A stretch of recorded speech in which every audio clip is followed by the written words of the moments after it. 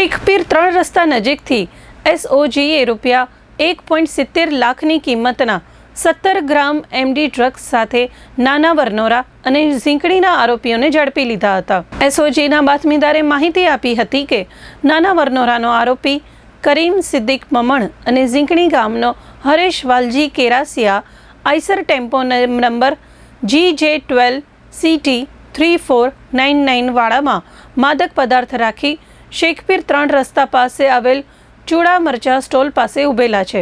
બાતમીના આધારે સ્થાનિકે જઈ તપાસ કરતા બંને આરોપી ટેમ્પામાં બેઠેલા હતા, જેમની ઝડપી લેતા આરોપી કરીમના પેન્ટના ખિસ્સામાંથી પ્લાસ્ટિકની 2 પડીકી મળી આવી હતી, જેમાં રૂપિયા 1.70 લાખની કિંમતનો 17 ગ્રામ એમડી ડ્રગ્સ હોવાનું સામે આવ્યું હતું।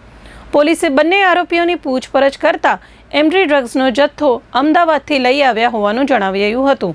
રેન્જ આઈજી છે જે ચિરાગ કુરડે સાહેબ તેમના દ્વારા અને એસપી શ્રી વિકાસ સુંડા સાહેબ દ્વારા જે અવારનવાર સૂચનાઓ આપવામાં આવે છે, ખાસ કરીને માદક પદાર્થોની શોધ કરીને એના અંગેના કેસ કરવાના, અને આપણે પાછલા સમયમાં એસઓજી દ્વારા એલસીબી દ્વારા આ પ્રમાણેના ઘણા બધા કેસીસ કરવામાં આવે છે।